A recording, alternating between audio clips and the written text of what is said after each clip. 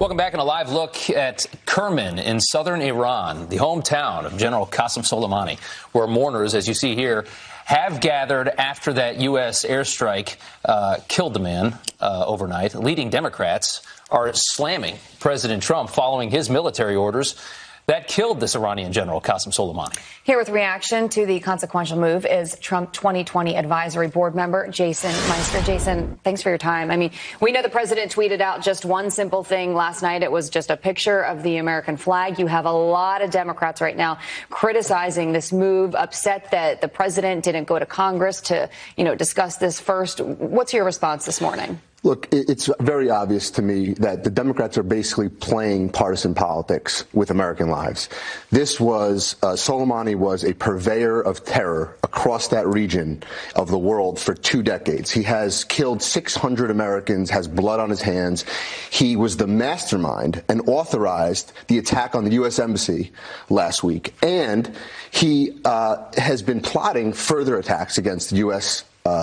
diplomats, et cetera. Sure. So this was fully within the president's authorization, and he was righteous in his decision to do this. I mean, you're never going to hear the Democrats, I think, at this point in the political process, say anything nice about anything the administration does. But here's Nancy Pelosi on this airstrike. We cannot put the lives of American service members, diplomats, and others further at risk by engaging in provocative and disproportionate actions. Tonight's airstrike risks provoking further dangerous escalation of violence. This was a man that was planning to kill more Americans. What do you think Nancy Pelosi wanted to do here?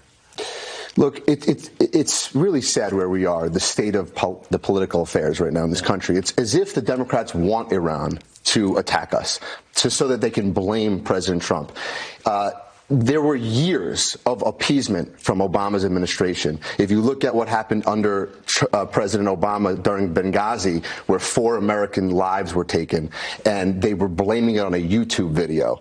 And now you have Americans under attack, and the Democrats are attacking our president, the president of the United States. I mean, we saw the escalation of things that had happened, just in the last couple of days specifically. And you talk about Sunday with the U.S. military airstrikes that were carried out. You have then retaliation, and it goes back and forth. And so, this is not the time, I guess, to sit and just be stagnant. That's right.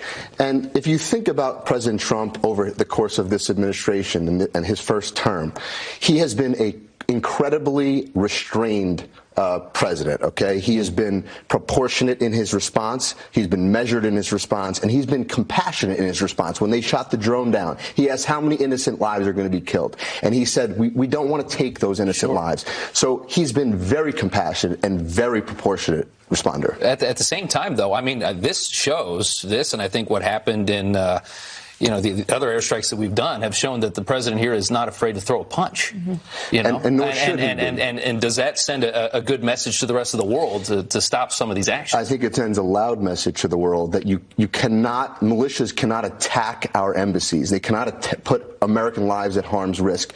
President Trump is not going to play games. When he draws a line in the sand, don't cross it.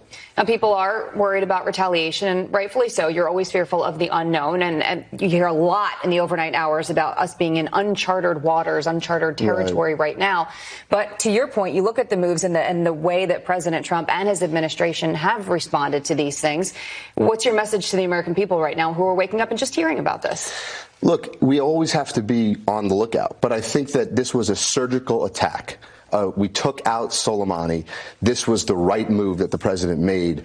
And I think a lot of people are talking about, well, what is Iran going to do next? I think Iran should worry about what we're going to do next. Now, again, President Trump has been very restrained, and he's been very clear he doesn't want endless wars in this particular region of the world. But when they are attacking American citizens and our brave men and women and putting our embassies at risk, that's something that we have to deal with.